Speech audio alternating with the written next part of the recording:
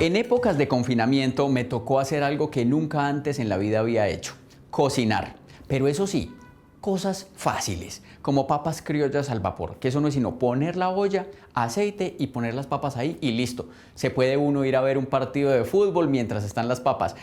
Gran error. Estaba tan entretenido el partido de fútbol que cuando me di cuenta por el olor que se estaban quemando, inmediatamente corrí a la cocina, agarré la olla, la tuve que soltar de una porque estaba muy caliente, la pobre ollita estaba ya toda negra, chamuscada, pérdida total y no estaba asegurada la olla. Pero lo importante de esta historia es que puse en práctica mis sentidos. El olfato, porque por el olor me di cuenta que algo se estaba quemando. El tacto, porque cuando agarré la olla inmediatamente tuve que soltarla porque estaba muy caliente y me evité una quemadura de tercer grado. Y la vista, porque vi que había sido un pendejo. Mentiras, porque vi que la olla se estaba quemando y ya había que reemplazarla. Los humanos, la mayoría de nosotros, venimos normalmente de fábrica con vista, gusto, olfato, tacto y oído. Esos son nuestros sentidos, y los sentidos a los humanos son como los sensores a las cosas. ¿Qué son los sensores? Es un dispositivo que transforma un tipo de energía en otro. Normalmente este otro tipo de energía es energía eléctrica. Los sensores son básicamente la exteriorización de los sentidos que nosotros tenemos. Entonces es la forma en que el humano logró generar dispositivos que le permitan captar cosas que los sentidos no pueden captar. Crear tiene ingenio, la ciencia, la tecnología y la innovación detrás de lo que perciben nuestros sentidos, que son también nuestros sensores. Y de eso hablaremos hoy.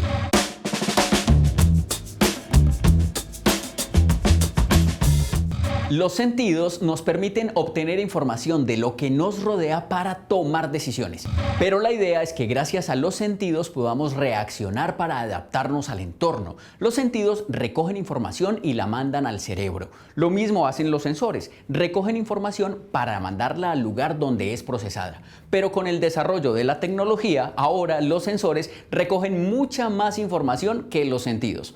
Están en muchas cosas y en muchas aplicaciones y vienen en todos los tamaños, formas y colores. Es importante pensar que uno, como un humano y como un organismo, uno también necesita tener sensores para poder interactuar con el ambiente. Entonces, por ejemplo, yo tengo sensores ópticos, mis ojos, yo puedo ver, la luz afecta las células que yo tengo dentro de mis ojos en la retina y cambian de la reacción química y generan una señal que el cerebro interpreta como una imagen. Pero es un sensor óptico porque la respuesta de mis células depende de la luz. En el oído, por ejemplo, hay diferentes células que tienen unos cilios, unos filamentos que se mueven dependiendo del sonido. Y eso me permite a mí detectar el sonido. Si uno se pone a pensar, el tacto es uno de los sensores más importantes que tenemos. El tacto no solamente te permite saber que estás tocando algo, pero si algo te quema, si algo está frío, y hay reacciones que el humano tiene que tener dependiendo de cómo se activen esos sensores. O sea, yo creo que los sensores del cuerpo humano son los sensores más especializados que existen. Entonces los sensores realmente no son de una única forma, ni uno puede decir que haya una composición que cubra todos los sensores. El sensor debe tener la capacidad de adquirir una señal del ambiente, genera un cambio en sí mismo, en el sensor, y produce una señal que puede ser medida por otro dispositivo. Los sensores pasivos simplemente registran información. Los activos están en capacidad de generar información. Por ejemplo, un sensor que todos hemos encontrado en la vida cotidiana son sensores infrarrojos, que son los que se utilizan, por ejemplo, cuando uno va a entrar a una tienda para determinar que una persona cruzó un umbral. Entonces hay un sensor activo, una parte del sensor activo que lanza o está emitiendo un haz infrarrojo, y hay la otra parte del sensor que recibe ese haz infrarrojo, y cuando la persona cruza, interrumpe esa transferencia de información.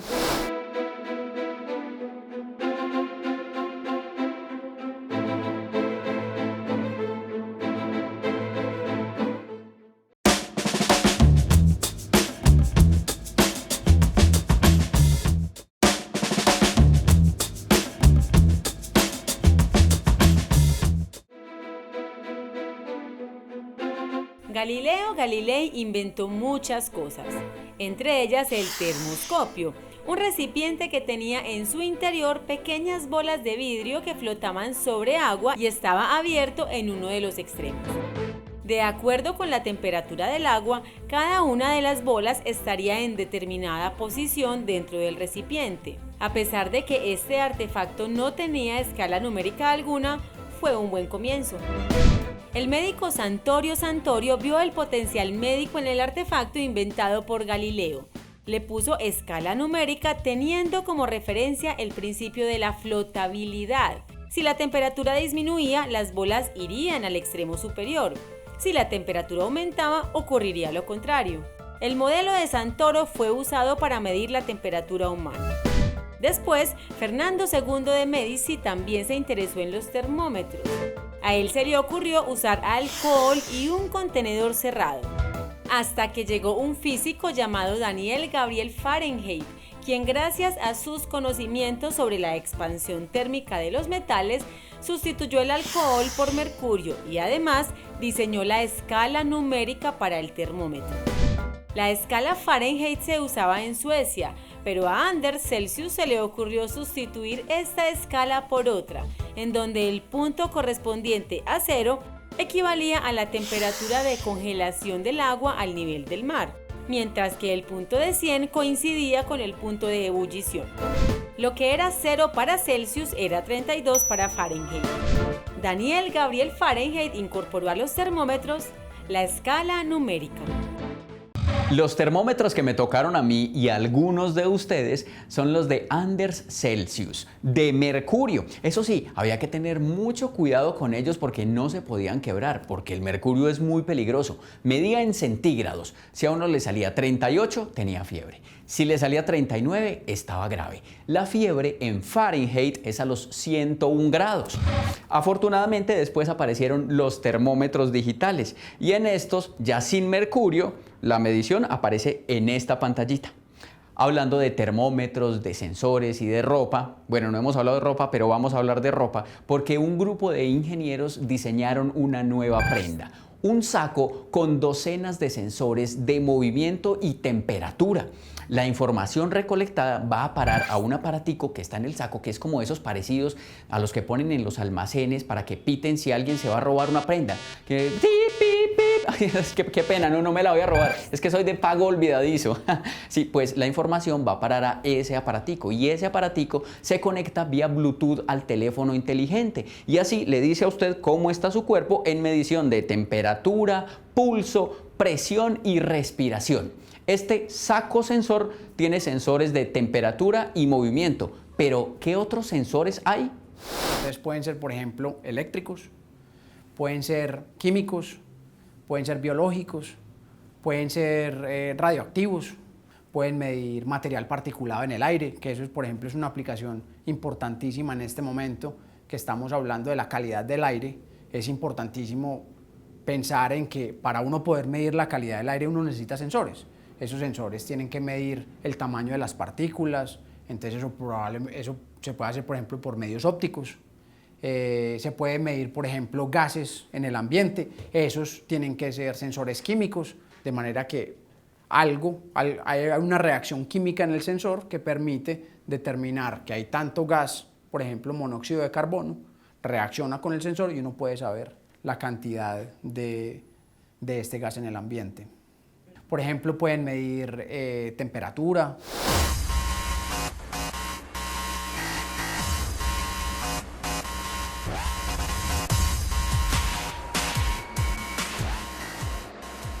Una termocupla es un sensor de temperatura. ¿Qué es lo que hace? Es la unión de dos elementos en la punta, o sea, es decir, en el extremo, el cual es uno positivo y uno negativo que genera una señal. ¿Sí?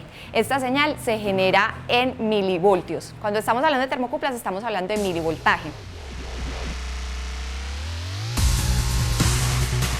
Todos los procesos tienen que estar estandarizados por la temperatura y realmente es una variable demasiado importante en la toma de decisiones de que el producto esté en óptimas condiciones. Pero existen otras variables muy importantes. Estamos hablando de presión, de humedad, de nivel, de flujo. Los termómetros sirven para medir la temperatura.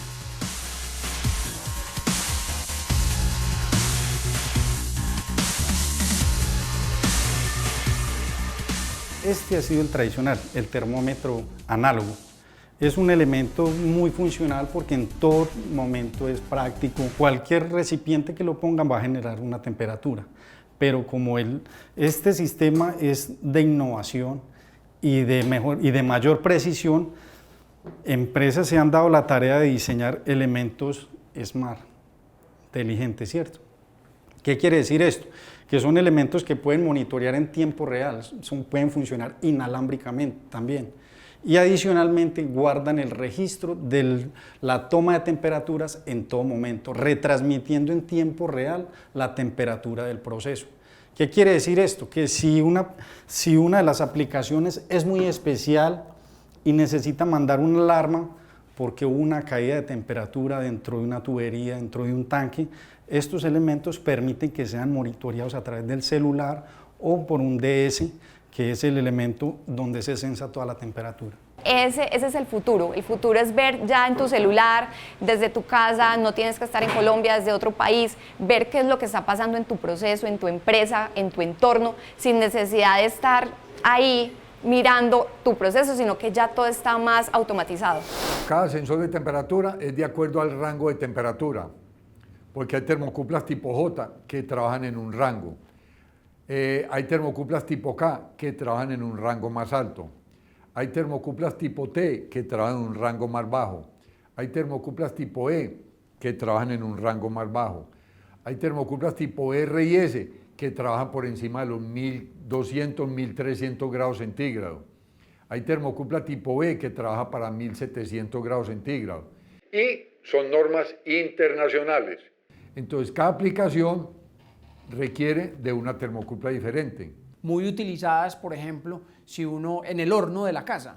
O sea, cuando uno pone el horno a cierta temperatura, yo necesito que las resistencias que están en el horno se prendan, empiecen a calentar el ambiente, pero yo necesito que se apaguen cuando lleguen a una temperatura adecuada. Entonces esos sensores de temperatura, como las termocuplas, me sirven precisamente para eso. Lo mismo en las neveras. Uno piensa que los sensores de calor solamente se utilizan para las cosas que calientan, pero también para las cosas que enfrían.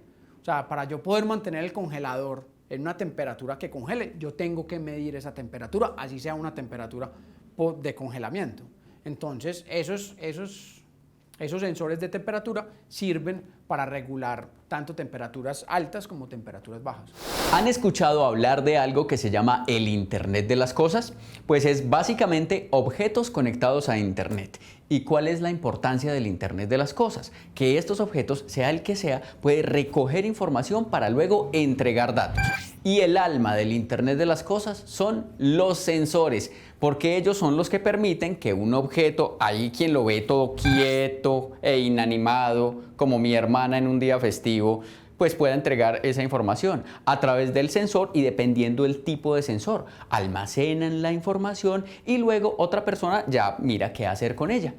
Los parqueaderos inteligentes pueden tener sensores de proximidad. Un sistema de riego en un cultivo puede tener sensores de humedad. Nuestros teléfonos inteligentes tienen sensores de campos magnéticos, sensores de luz, acelerómetros y giróscopos.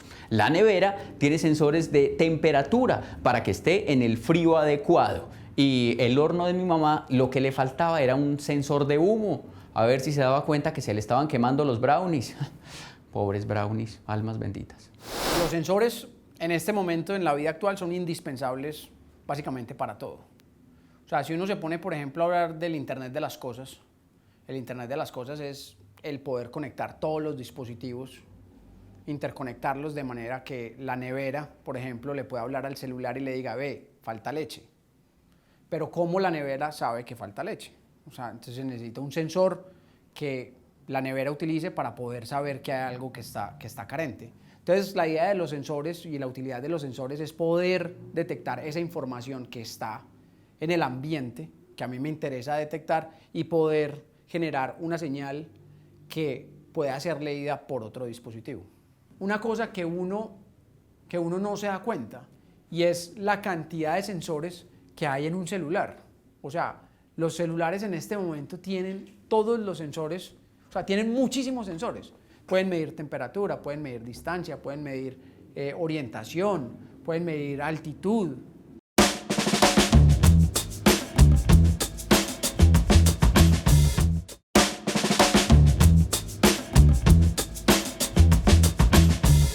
Miren este escenario.